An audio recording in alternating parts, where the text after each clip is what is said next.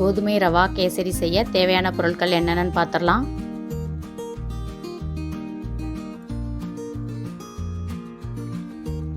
கோதுமை ரவை 1/4 கிலோ எடுத்திருக்கேன். மண்டவெல்ல 1/4 கிலோ. ரவை எவ்வளோ எடுக்குமோ அதுக்கு ஈக்குவலாக மண்டவெல்ல எடுக்கணும். நெய் 5 டீஸ்பூன், முந்திரி ஒரு 15, திராட்சை ஒரு 15, ஏலக்காய் ஒரு 5. முதல்ல பாகு வச்சிடலாம். அதாவது பாகு பதம் தேவையில்லை, மண்டவெல்லம் கரையணும். அதனால் எவ்வளோ மண்டவெல்லம் எடுத்துருக்கோமோ அதுக்கு ஈக்குவலாக தண்ணி ஊற்றிடலாம். அதே அளவு தண்ணி ஊற்றிட்டேன். கரைச்சி மட்டும் விட்டுறலாம் அடுப்பில் வச்சு.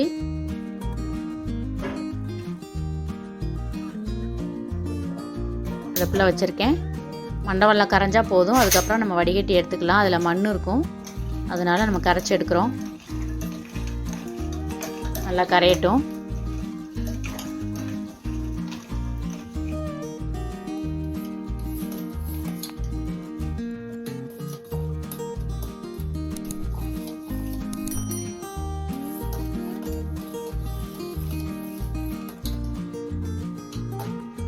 நல்லா கரைஞ்சிருச்சு. அடுப்பு ஆஃப் பண்ணிடலாம்.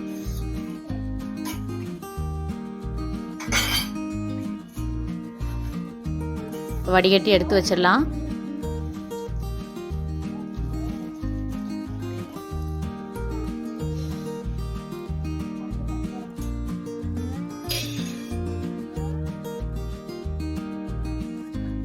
அடுப்பில் ஒரு வடைச்சட்டியை வச்சுட்டு நம்ம ரவையை வறுக்க போகிறோம்.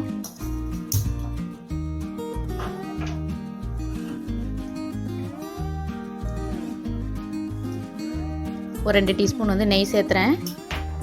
நெய்லேயே அந்த ரவையை நல்லா ஒரு 5 நிமிஷம் வறுக்கணும்.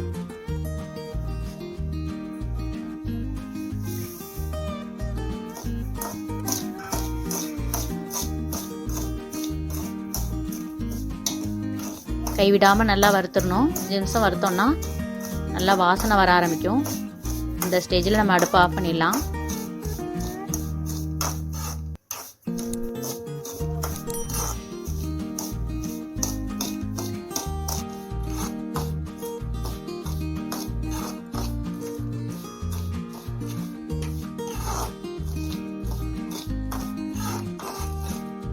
அஞ்சு நிமிஷம் வறுத்தோடனே நமக்கே தெரியும் ரவையெல்லாம் தனித்தனியாக நிற்கும். அந்த ஸ்டேஜில் நம்ம அடுப்பு ஆஃப் பண்ணிடலாம்.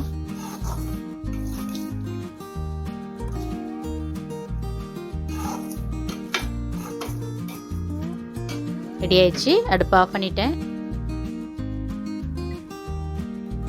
இப்போ கேசரி செய்ய அடுப்பில் ஒரு பேன் வச்சுருக்கேன். இதுக்கு 3 பங்கு தண்ணி ஊற்றணும். ரவை எவ்வளோ எடுத்துருக்கோமோ அதே அளவுக்கு 3 பங்கு தண்ணி ஊற்றணும். தண்ணி கொதித்தோடனே ரவையை போடணும். தண்ணி கொதிக்கட்டும்.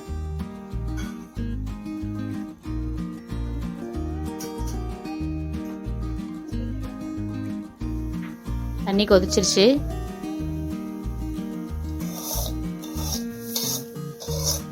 ரவையை ஆட் பண்ணுறேன்.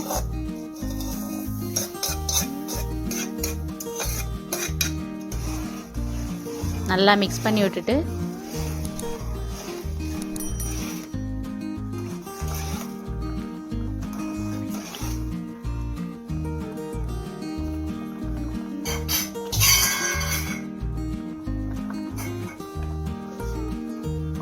நல்லா கொதிக்க ஆரம்பிச்சிருச்சு. இப்போ மூடி அடுப்பை சிம் பண்ணி ஒரு 5 நிமிஷம் வேகட்டும்.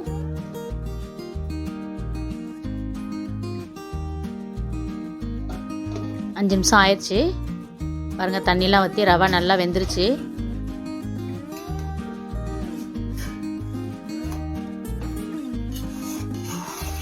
இப்போ நம்ம அந்த மண்டவெல்லத்தை பாகு எடுத்து வச்சுருக்கோம் இல்லையா, அதை ஊற்ற போகிறோம்.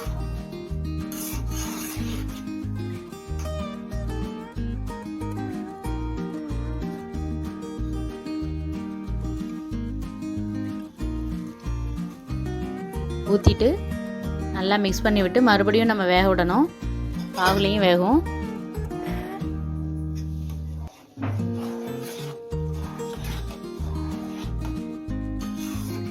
நல்லா கட்டி இல்லாமல் ஒன்று போல் மிக்ஸ் பண்ணி விட்டுட்டு மறுபடியும் மூடி வைக்க போகிறோம். ஏன்னா அது தெறிக்கும் வேகும்போது, அதனால் நம்ம மூடி வச்சிடலாம்.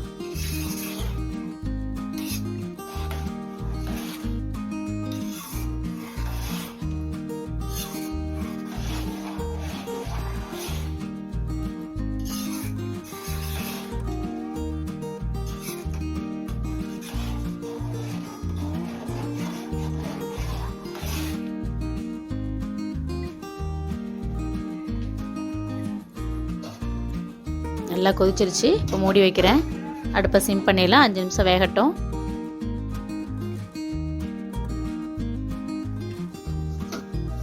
அஞ்சு நிமிஷம் கழித்து ஓப்பன் பண்ணால் நல்லா கெட்டியாக இருக்கும். நல்லா பாகுலையும் வெந்திருக்கும். நல்லா மிக்ஸ் பண்ணி விட்டுடலாம். இந்த ஸ்டேஜில் ஒரு 2 டீஸ்பூன் நெய் சேர்த்துறேன்.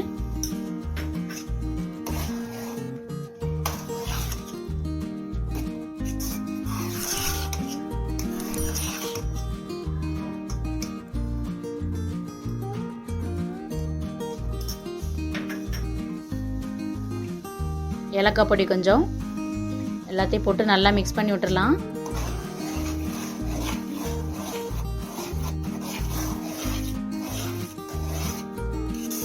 இந்த பக்குவத்தில் இறக்கிடணும். ரொம்ப கெட்டி ஆயிடுச்சுன்னா அப்புறம் ஆறணுன்னு இதை விட ட்ரை ஆயிரும். இந்த ஸ்டேஜில் கரெக்டாக நம்ம இறக்கிட்டு முந்திரியும் திராட்சையும் தாளித்து அதில் கொட்டிடலாம்.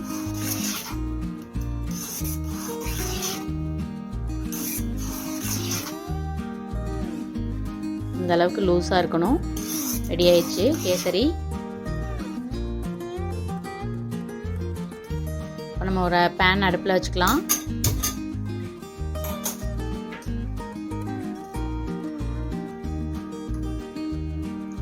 ஒரு டீஸ்பூன் நெய் ஊற்றி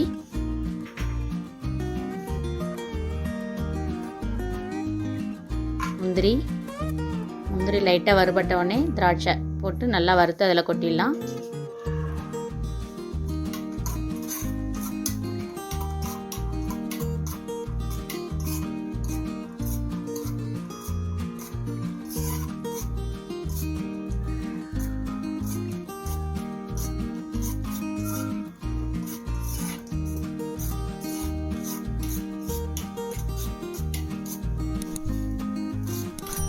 முந்திரி லைட்டாக வறுபட்டுருச்சு.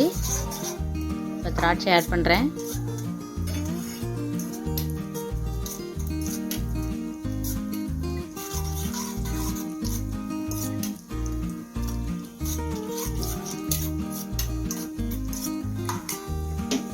திராட்சையும் வறுபட்டுருச்சு. அடுப்பை ஆஃப் பண்ணிவிட்டு கேசரியில் ஆட் பண்ணிடலாம்.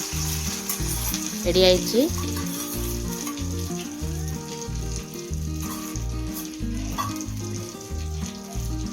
நல்லா மிக்ஸ் பண்ணி விட்டுடலாம்.